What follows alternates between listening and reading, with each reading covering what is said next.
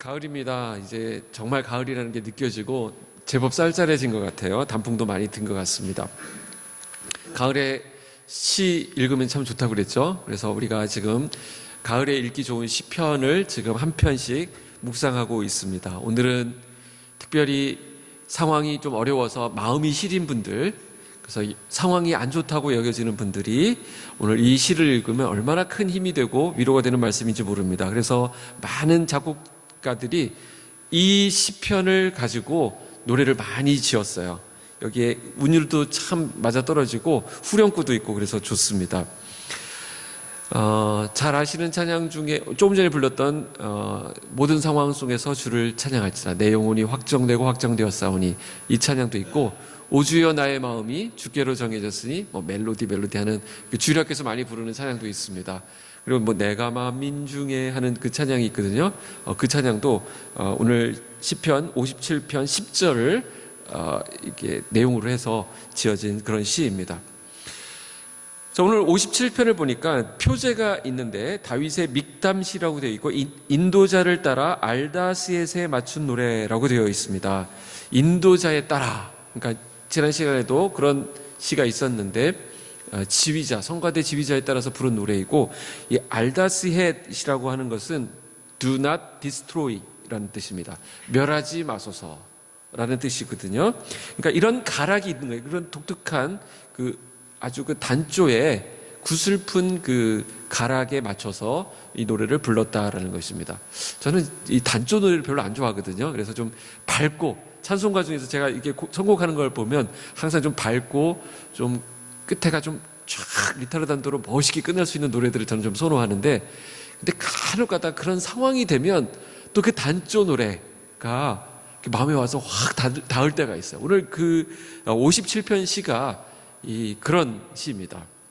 알다스엣에 맞춘 노래입니다. 그리고 이 시가 다윗이 지은 시라고 표제에서 밝히고 있죠. 특별히 다윗이 사울을 피하여 굴에 있던 때에 지었던 시다, 이렇게 얘기합니다. 아주 무겁고 또 급박한 상황에서 하나님의 구원을 간절히 바랄 때 이런 알다스엣에 맞춰서 멸하지 마소서라고 하는 그 운율에 맞춰서 하나님을 찬양했던 것을 볼 수 있습니다. 다윗의 평생에 있어서 가장 공포스러운 순간이 언제였을까 하면 아무래도 사울을 피해서 도망할 때가 아니겠습니까? 원수, 대적, 이런 사람이라면 어떻게 싸워보겠고 어떻게 좀 해보겠는데, 이 사울은 자기가 섬겨야 될 왕이잖아요. 그리고 자기 친구의 아버지입니다. 같은 동족이에요. 그러니까 그 사람 칼에 맞아 죽는 것도 어려운 일이고, 또 내가 그 사람을 칼로 어떻게 해보는 것도 쉽지 않은 일입니다. 그러니까 이러지도 저러지도 못한 상황에서 하나님만이 이 문제를 풀 수 있습니다 하고 하나님께 호소하는 그런 시가 되겠습니다.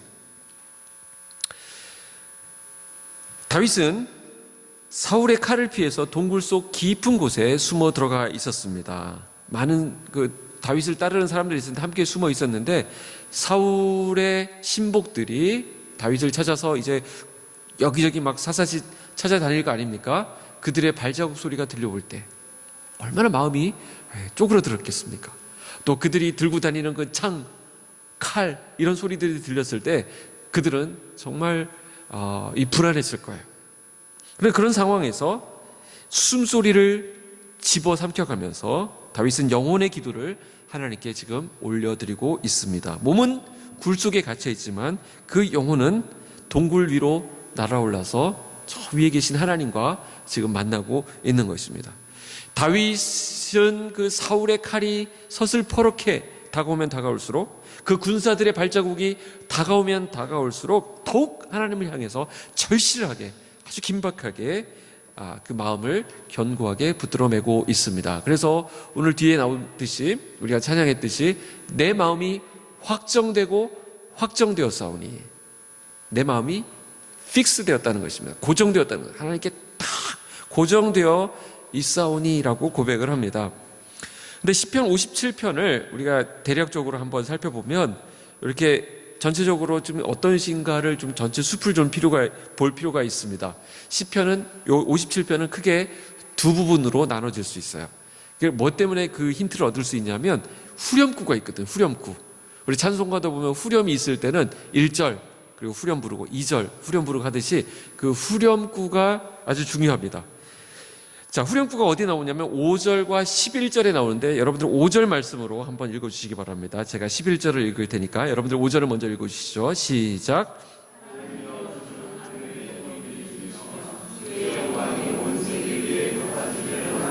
제가 11절 읽겠습니다. 하나님이여 주는 하늘 위에 높이 들리시며 주의 영광이 온 세계 위에 높아지기를 원하나이다. 똑같죠? 이런 걸 후렴구라고 합니다. 그래서 1절부터 5절까지를 한 문단으로 볼 수 있고 그 다음에 뒤에 나오는 부분을 11절까지를 또 그 다음 문단으로 볼 수 있겠습니다. 앞에 어떤 상황이 있고 뒤에 어떤 상황이 있는데 같은 후렴구로 그것을 연결하고 있는 것입니다. 자, 하나님이여 주는 하늘 위에 높이 들리시며 주의 영광이 온 세계 위에 높아지기를 원하나이다. 좋은 말이죠. 좋은 말이긴 한데 앞부분의 상황을 보면 그런 이야기가 나오기가 참 어려운 상황입니다. 어떤 상황이냐면 1절에 재앙이 있는 상황입니다.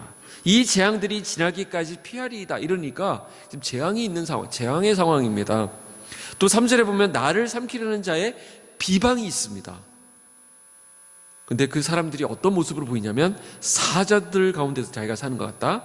그 다음에 내가 불사르는 자들 중에 누워있다 이렇게 얘기를 합니다. 그리고 그들이 사용하는 무기는 그 날카로운 창과 칼, 그들의 이가 날카로운 창과 칼과 같고 그들이 특별히 이 비방이라는 것으로 이 시인을 공격하기 때문에 그들의 혀가 날카로운 칼과 같다 이렇게 이야기를 합니다. 4절에 이렇게 나와 있습니다. 자, 이런 상황에 여러분들이 몰려보셨나요? 사람들의 비방, 내가 막 사방에 우겨쌈을 당해가지고 어느 동굴 안에 들어간 것 같은 그런 느낌을 받을 때가 있으신지요? 만약 저와 여러분 가운데 이런 다윗과 비슷한 처지에 놓여 있다고 한다면 그분에게는 매일, 아니 매 순간 하나님의 은혜가 필요합니다. 은혜가 필요한 정도가 너무나도 필요한 것이죠. 그래서 오늘 이 시인은 이 시를 열자마자 뭐라고 얘기하고 있냐면 처음 시작이 어떻게 되고 있어요? 하나님이여 내게 은혜를 베푸소서, 내게 은혜를 베푸소서. 지금 시인에게 절대적으로 필요한 것이 있는데 그것이 바로 은혜입니다.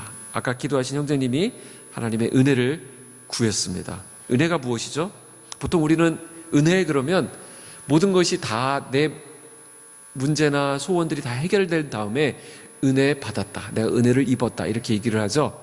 예배 드리고 나서 은혜 받았다, 목사님 말씀에 은혜 받았습니다라는 것은 이제 뭔가 상황이 정리된 후에 내 기분이 좋아진 후에 표현하는 그런 단어가 은혜입니다. 근데 오늘 여기서 말하는 은혜는 어떤 은혜냐? 여기 은혜는 그 다음 은혜를 베푸소서 하면서 내 영혼이 주께로 피하되 이렇게 얘기합니다. 그러니까 여기서 시인이 구하고 있는 은혜는 주께로 피하는 은혜라는 것을 알 수 있습니다. 자, 정리를 해볼까요? 뭐가 은혜라고요? 주님께 피하는 것이 은혜입니다.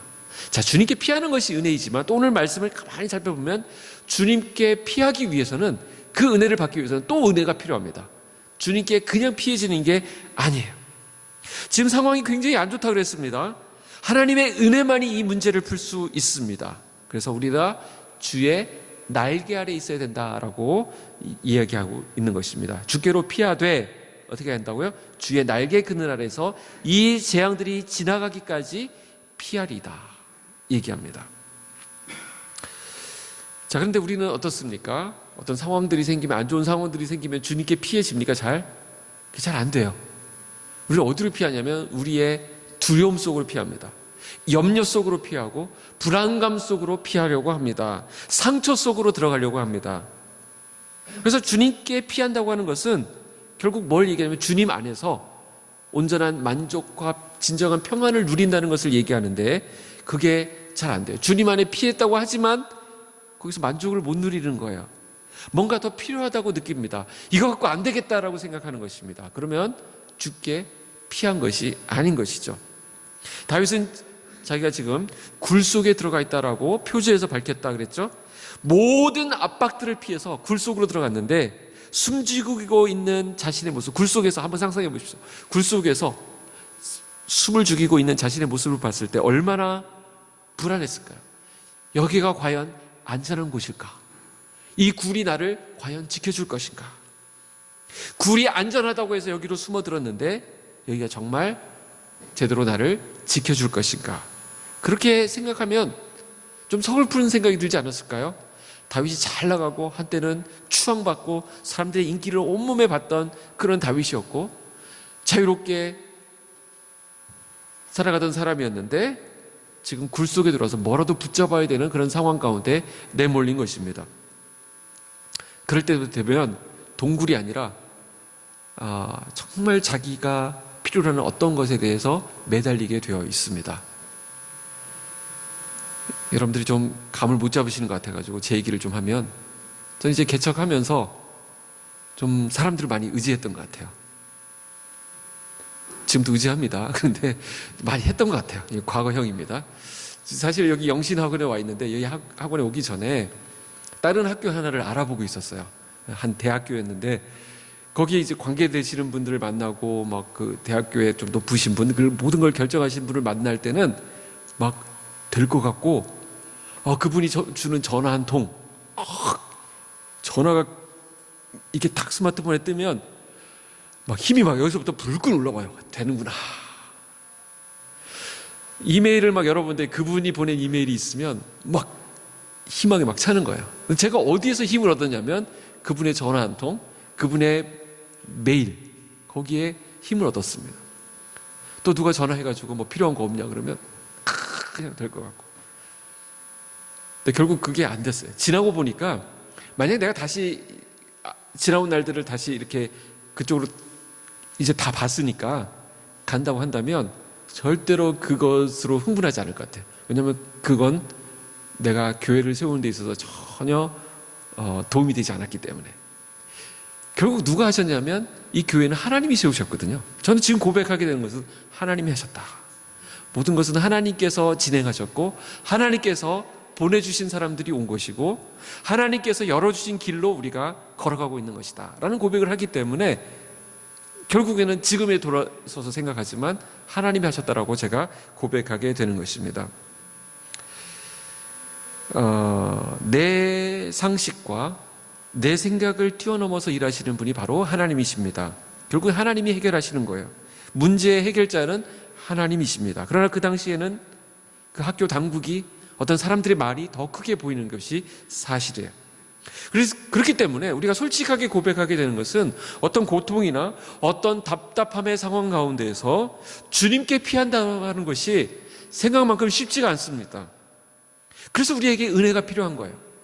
우리가 주님께 피하는 것이 답이라는 것을 알고 있지만 막상 그런 상황에 내몰리게 되면 눈에 보이는 어떤 도구를, 어떤 사람을 의지하게 돼 있지 주님께로만 완전히 폭 쌓이게 된다는 것은 정말 어려운 일입니다.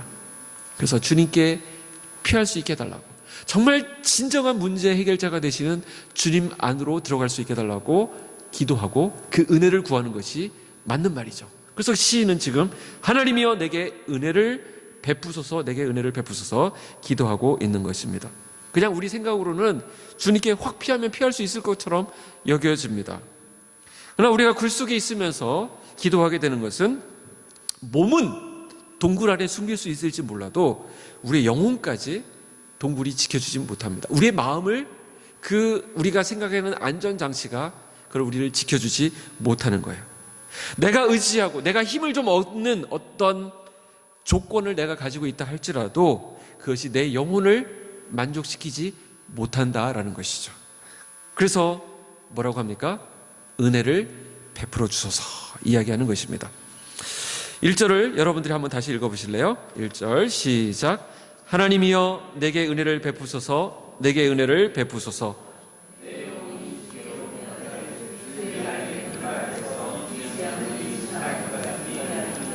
여기 보면 주의 날개 그늘 아래에서 내가 피하겠다 이렇게 얘기하죠.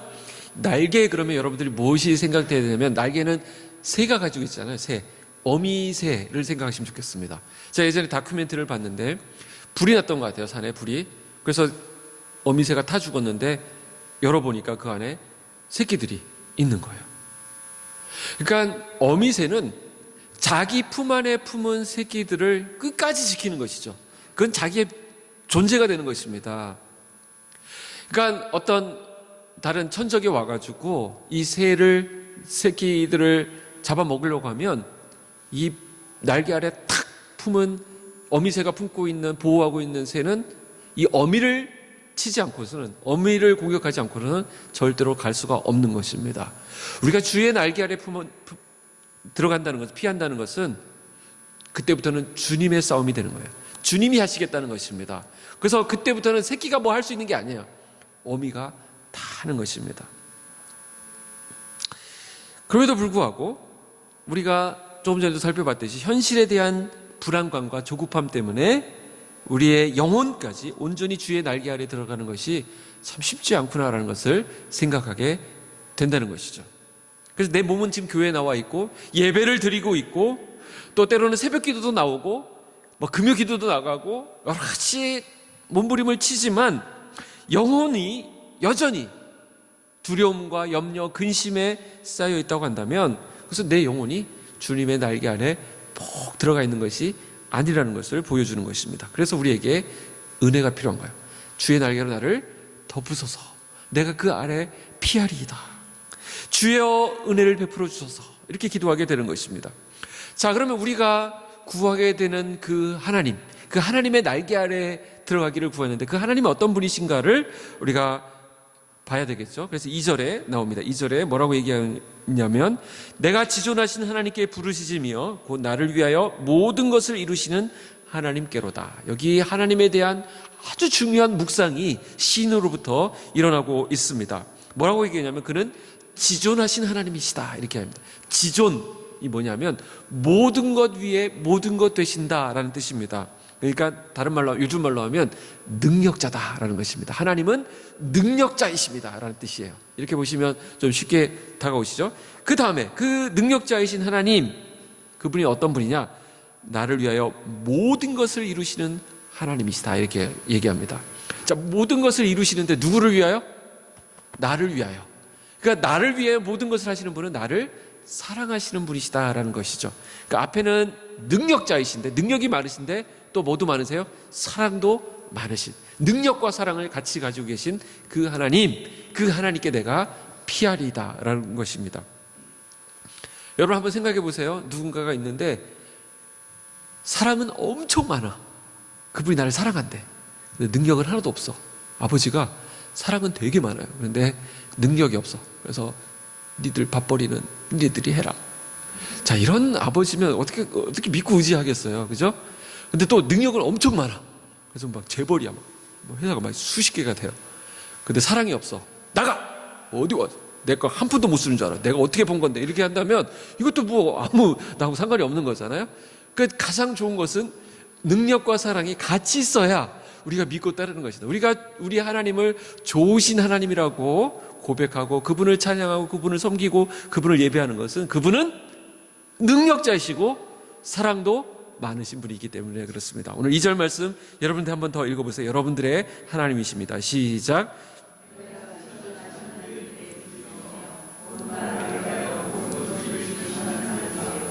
네, 우리 지금 시인의 상황이 어떻다고 했죠? 안 좋은 상황이라고 했습니다. 사람들의 공격을 받고 있어요. 그 공격의 수단이 뭔가, 무기가 뭔가 봤더니 비방이래요. 비방. 삼키려는 자의 비방이 있다 이렇게 얘기를 합니다. 그들의 공격성이 너무 강해요. 그냥 가만히 두는 것이 아니라 아주 그냥 내 약점을 집요하게 파고들면서 공격하는 것입니다. 그래서 그들을 어떻게 표현하고 있냐면 4절에 보면 사자들이다 이렇게 얘기하고 불사르는 자들이다 이렇게 합니다. 그들이 얼마나 포악한지 몰라요. 그들이 사용하고 있는 것은 그들의 이는 창과 화살이고 그들의 혀는 날카로운 칼과 같다 이렇게 얘기합니다. 이 말로 사람을 찌르기 시작하면 그게 날카로운 칼 같아요. 그죠? 여러분들이 그거는 굳이 경험 안 하시기를 원하지만 또 이렇게 우리가 듣습니다. 그죠? 그런 말 들으면 우리 막 마음을 막 완전 난도질하게 돼가지고 우리가 견디기 어렵습니다. 근데 가만히 보면 이 사람들이 의지하고 있는 이 무기를 보면 창과 칼이래요. 창과 칼. 그래서 성경에서 구약 성경에서 보면 하나님을 대적하는 사람들이 늘 뭘 믿고 하나님을 대적하는가 봤더니 자기들이 가지고 있는 창과 칼을 의지하는 것을 볼 수 있습니다. 그 성경의 여러 군데에서 그들이 하나님의 백성들은 하나님을 대적하며 나올 때 항상 창과 칼을 들고 나와요. 그게 있으니까 이거보다 센 게 어디 있겠어? 니네 하나님이 어디 있어? 나는 창과 칼이 있다. 이러면서 나오는 것입니다. 골리앗이 그러고 나왔죠. 골리앗이. 그래서 다윗이 나갈 때 모든 이스라엘 군대들이 벌벌 떨고 있을 때 다윗은 그게 안 보이는 거예요. 그까짓 거. 그러면서 너는 창과 칼과 단창으로 내게 나오지만 나는 만군의 여호와의 이름으로 내게 나간다. 그러면서 나가니까 그들이 갖고 있는 창과 칼을 우습게 여길 수 있는, 그를 아래로 볼 수 있는 그 힘이 다윗에게 있었던 것입니다. 그래서 사람들은 창과 칼이 있으면 그렇게 든든한가 봐요. 구약시대에 사람들은 그랬습니다. 근데 이게 어떻게 바뀌냐면 나중에 신약으로 오게 되면 사람들에게 이 칼과 창이 조금 바뀝니다. 뭘로 바뀌냐면 은과 금으로 바뀌어요. 성경에 나오는 표현들 중에 사람들이 어떤 부분에서 자꾸 넘어지냐면, 그래서 하나님을 떠나게 되냐면 은과 금이 있게 되면 떠나요. 사람들은 은과 금이 있으면 든든할 거라고 생각하고 은과 금에서 위로를 받고 거기서 힘을 얻으려고 한다는 것입니다. 그래서 예루살렘 성전 앞에서 구걸을 하던 어떤 사람이 무엇을 좀 얻을까 하고 베드로와 요한을 바라볼 때 베드로와 요한이 뭐라고 선언했냐면 은과 금은 내게 없거니와 내게 있는 것으로 내게 주노니 곧 나사렛 예수의 이름으로 일어나 걸으라. 결국 하나님의 사람들이 살아가는 방식은 세상 사람들이 그렇게 중요하게 생각하는 창과 칼, 은과 금이 아니라 하나님의 이름으로, 주님의 이름으로 살아가는 것임을 지금 보여주고 있는 것이죠. 우리도 그렇습니다. 내가 지금 숨어 있는 이 굴이 나를 완벽하게 숨겨줄 거라고 생각하지만, 물론 상대적으로 더 안전한 곳이 무슨 맞습니다. 굴 속에 들어가 있으면 찾기 어렵겠죠. 그러나 그만큼 그곳은 치명적인 위험한 곳이죠. 외통수입니다. 발견되기 전까지는 안전하지만 발견되면 도망갈 데가 없잖아요. 그러니까 두려운 거예요. 내가 의지하고 있는 이것, 내가 이거 있으면 든든하다고 생각했던 그것이 결국에는 내 뒤통수를 치는 치명적인, 오히려 나를 위험에 빠뜨리는 요소가 될 수 있다는 것입니다. 발견되는 즉시 죽음입니다. 나로서는 지금까지는 이것이 나를 안전하게 지켜줘 내가 피할 수 있는 곳이라고 생각할지 모르지만 가장 위험한 곳이 될 수 있는 것입니다. 하나님께서 원수의 눈을 가려주지 않는다면 이것은 위험한 자리가 되는 것입니다. 결국 하나님을 벗어나서 나 스스로 확보하고 있는 그 안전장치라고 하는 것은 나를 살리는 것이 아니라 오히려 나를 어렵게 만드는 부분이 될 수 있다는 것입니다. 하나님께서 원수의 눈을 가려주시고 하나님께서 내가 안전하다고 생각하는 그것도 하나님께서 지켜주셔야만 내가 갖는 것이지, 하나님이 지켜주지 않으면 파수꾼의 경성함이 허사로다 말씀하는 것을 볼 수 있습니다. 그러나 지존하신 하나님이 계신다면 우리가 동굴 안에서도 안전함을 느끼는 것이죠. 어디가 하늘나라래요? 초막이나 빈들이나 어디나 내 주 예수 모신 곳이 그 어디나 하늘나라라고 우리가 찬양하지 않아요? 자, 그런데 하나님께서 저 원수들이 칼과 창을 들고 나오고 은과 금을 가지고 막 나를 위협하고 나를 비방하고 할 때 하나님께서 그것을 대항해서 싸우시는 방식은 늘 좀 우리의 기대와 다릅니다. 그러면 하나님께서 우리에게 더 센 무기를 공급해 주시거나 그보다 더 강력한 아이템으로 나를 무장시켜 주시는 것이 아니라 하나님이 일하시는 방식은 너무 달라요. 거기에 좀 딜레마가 있는 것입니다. 그래서 기도했더니 자 2절에 부르짖습니다. 하나님께 부르짖는데 3절에 그가 하늘에서 보내사, 자, 하나님께서 뭘 보내주셨어요. 드디어 하나님께로부터 무기가 왔나 보다 하면서 딱 봤더니 그 무기가 뭐예요? 3절에 여러분이 답을 해보시죠. 놀라지 마시고 하나님 보내주신다는 게 뭐예요? 인자와 진리를 보내시리로다 이렇게 말하고 있습니다. 자, 원수가 추적해오고 원수가 비방하고 있고 원수가 나를 공격하고 있는데 나를 구원하기 위해서 하나님께서 보내주신 것은 그 원수가 하는 방식처럼 칼과 창이 아니라는 것입니다. 그들과 맞서서 맞불을 놓는 게 아니라는 거예요. 그냥 그렇다고 또 막연히 손 놓고 기다리는 것도 아닙니다. 하나님이 우리로 하여금 대응하게 하는 방식은 인자와 진리라는 것입니다. 하나님께서 우리에게 인자와 진리를 보내셔서 우리를 지켜주시겠다라는 것입니다. 인자가 무엇이죠? 목숨을 건 사랑을 얘기합니다. 인자는 사랑을 얘기해요. 사랑. 진리는 무엇이죠? 약속 그대로를 성취시키시는 것, 이것이 진리입니다. 말해놓고 안 지켜지는 것은 진리가 아니에요. 하나님이 말씀하신 것은 반드시 이루어지기 때문에 우리가 이것을 진리라고 이야기하는 것이죠. 결국 우리가 해야 될 일은 하나님의 방식으로 싸우는 것입니다. 다른 말로 하면 하나님 편에 서는 거예요. 이 세상의 논리는 어떻습니까? 칼에 대해서는 칼로 대응하는 것이죠. 그들이 어둠의 경로로, 어둠으로 우리를 공격하면 우리도 음습하게 뒤로 어둡게 공격하는 것이 우리의 대응 방식입니다. 그래서 비방은 비방을 낳는 것이고, 저주는 저주로 대응하고, 경쟁을 걸어오면 우리도 그 경쟁에서 살아남기 더 치열하게 살아서 경쟁으로 누르는 그런 방식을 우리가 일반적으로 선택하지만, 하나님은 우리에게 인자와 진리라는 방식으로 우리가 이 세상을 살아가게 하신다라는 것입니다. 그래서 어둠으로 다가오는 그 세상을 향해서 우리가 빛으로 이기게 하시는 것입니다. 미움으로 다가오는 그들을 용서로 이기게 하십니다. 저주하는 그들을 축복하게 하십니다. 그래서 예수님께서 원수를 사랑하라, 너희를 핍박하는 자를 위하여 기도하라 말씀하신 것이 바로 그 이유입니다. 그래서 비방이 왔을 때 용납으로 이길 수 있도록 인자와 진리를 보내주시는 거예요. 나를 저주하는 그를 같이 맞대응하면서 막 욕을 해주는 것이 아니라, 그를 오히려 축복하고 그를 긍휼히 여길 수 있는 마음을 이 인자와 진리가 우리에게 제공해 주는 것입니다. 근데 여러분 안에, 저와 여러분 안에 인자와 진리가 있을 거라고 생각하세요? 우리에게는 인자와 진리가 없습니다. 아무리 이 세상에 어떤 곳에 가서 땅을 파봐도 인자와 진리가 안 나와요.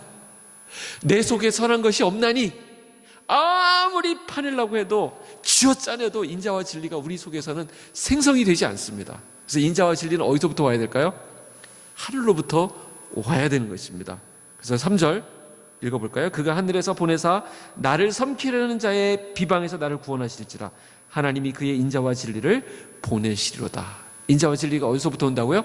하늘로부터 온다 말씀하고 있습니다. 하나님이 보내주셔야만 되는 인자와 진리. 그래서 하늘에서 보내주신 하나님의 인자와 진리의 최종 완성이 무엇이냐면 바로 그분이 바로 예수 그리스도이십니다. 인자와 진리는 예수님 안에서 완성되는 거예요. 예수님 안에 은혜와 진리가 충만하더라, 이렇게 요한복음에 말씀하고 있는 것을 보잖아요. 십자가에서 하나님의 그 인자와 진리가 완성된 것입니다. 그래서 우리가 어떻게 살아가느냐?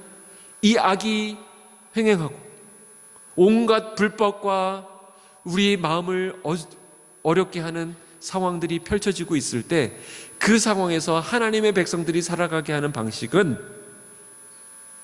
인자와 진리입니다. 즉, 인자와 진리의 핵심이 예수님이라고 그랬죠. 완성이 예수님 안에서 사는 것입니다. 예수로 사는 것을 말합니다. 오늘 교회가 세상의 방식으로 막 거리에 나가고 소리를 내고 하는 것은 하나님 기뻐하시는 방식이 아니에요. 우리는 오히려 어려울 때 기도하는 것입니다. 가장 힘이 없어 보이죠. 가장 매가리가 없어 보이죠. 이게 뭐야? 할지 모르지만 하나님은 인자와 진리로 살아갈 수 있도록 우리를 그렇게 디자인해 놓으셨어요. 그렇게 인자와 진리라는 것을 입력할 때 우리는 빛나게 되어 있는 것입니다. 세상의 방식 우리가 쓰면 우리는 더 어설퍼요. 그 제대로 써먹지도 못합니다. 여러분 한번 나가서 같이 욕으로 맞대응 해보려고 하세요. 욕도 입에 쫙 붙어야 되지. 그 어설프게 욕했다가는 이거 뭐야, 이거 풋내기가 왔구나 그러면서 여러분 된통 욕을 더 먹을 겁니다. 우리는 더 이렇게 더 이쪽으로 가야지. 안 돼요, 이게. 네. 저도 다 해봤어요. 군대에서 해봤는데 안 되더라고요. 그래서 저는 제 후임들이 얘기해 주더라고요. 이병장님 하던 대로 하십시오. 그러더라고요. 안 돼요. 네.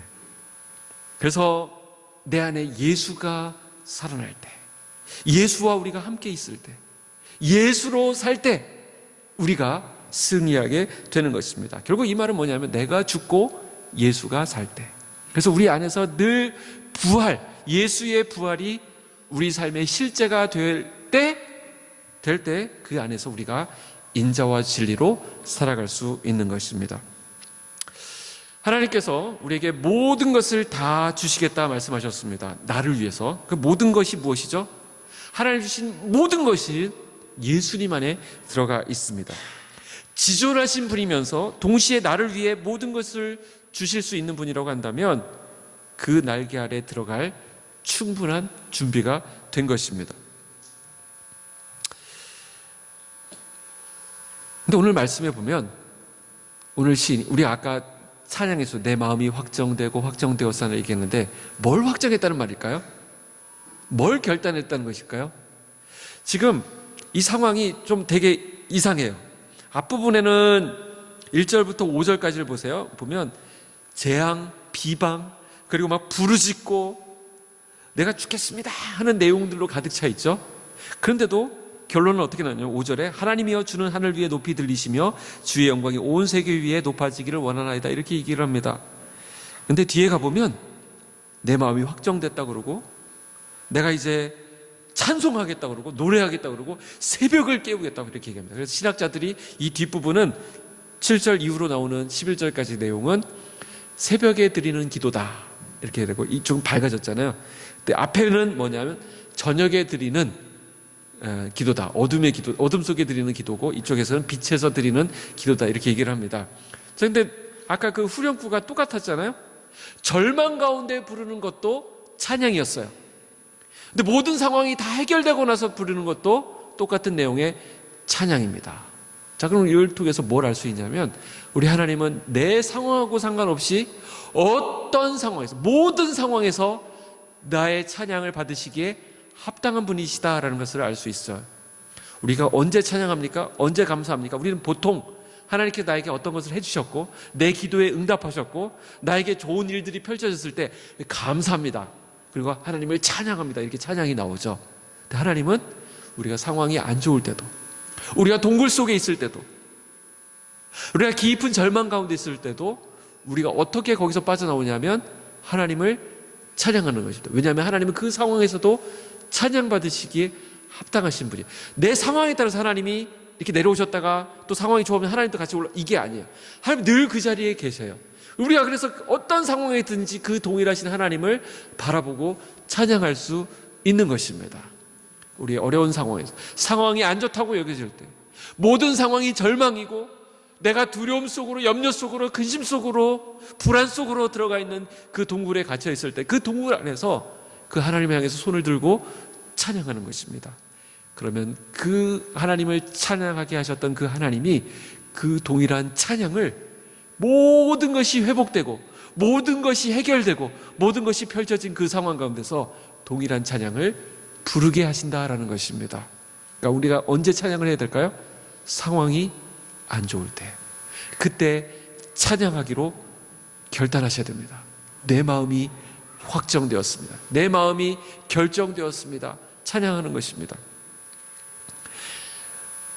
그런데 이렇게만 놓고 보면 내가 이제 찬양해야지, 이걸 결단하는 것이 아닙니다.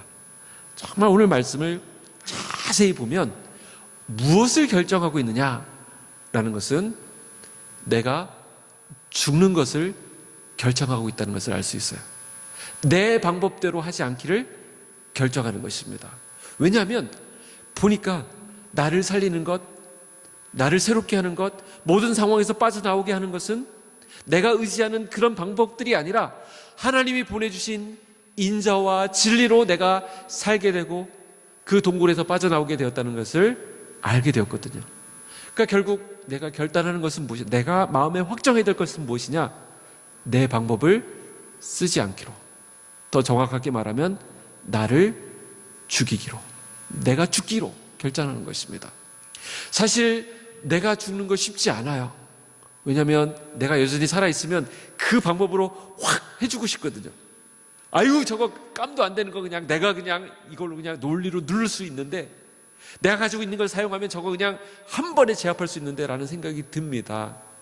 그러나 그때 그것을 쓰지 아니하고 하나님의 방식으로 살겠습니다 하는 것이 내가 죽는 거예요. 그걸 확정했다는 것입니다. 그렇게 하기로 결정한 것입니다. 그러고 봤더니 하나님께서 하늘에서 언제 보내주십니까? 인자와 진리라고 하는 것이 이제 내 마음에 확정하고 보니까 주변에 널려있는 하나님의 인자와 진리를 보게 됩니다. 자, 어디에 있냐면 9절 10절 여러분들이 한번 읽어주실까요? 함께 읽어보겠습니다. 9절 10절 시작. 주여, 내가 만민 중에서 주께 감사하오며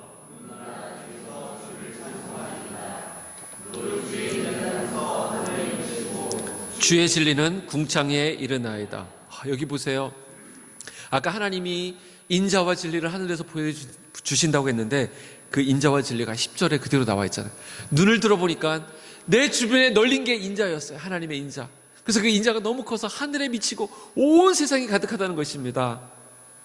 전에는 아무것도 없고 나는 이렇게 굴 속에 들어가 있고 나는 이제 죽었다 이렇게 생각했는데, 눈을 들어 하나님 앞에 하나님의 방식대로 살기로 결정하고 보니까 주변에 하나님이 베풀으신 하나님의 인자와 사랑이 너무나도 크게 보이는 거예요. 믿음의 공동체가 있고, 나를 위해서 함께 기도해주는 동역자가 있고, 하나님이 나에게 베풀어주신 여러 가지 하나님이 주신 달란트들이 있고, 기회들이 있고, 하나님의 은혜들이 있는 것이 보이기 시작합니다. 또 주의 진리가 보이기 시작하는데, 주의 말씀, 진리는 아까 말씀하신 것들이 그대로 이루어지는 것이라고 그랬죠. 내가 그때는 모르고 그냥 죽었다 하면서 순종했는데 보니까 그 하나님의 말씀에 순종한 것이 그대로 이루어져서 내 안에 펼쳐지는 것들을 보게 된다는 거죠. 하나님의 약속은 정말 그대로 이루어지는구나, 하나님의 말씀대로 살 때 그것이 응하는구나 라는 것을 깨닫게 되는, 주의 진리가 가득 차가지고 궁창에 이른다. 온 사방에 널린 주의 인자와 진리를 발견해야 되고 찬양하는 것을 볼 수 있습니다. 오늘 우리가 주님 앞에 결단했으면 좋겠어요. 주님의 방식대로 살겠습니다. 내 방식 사용하지 않겠습니다. 내 가능성 있지만 주님의 은혜와 진리, 주님의 인자와 진리 아래 그것을 내려놓겠습니다 라고 할 때 우리도 이 찬양을 드릴 수 있습니다. 하나님이여, 주는 하늘 위에 높이 들리시며 주의 영광이 온 세계 위에 높아지기를 원하나이다. 주님이 주신 방식으로 살아가는 저와 여러분이 되기를 축복합니다.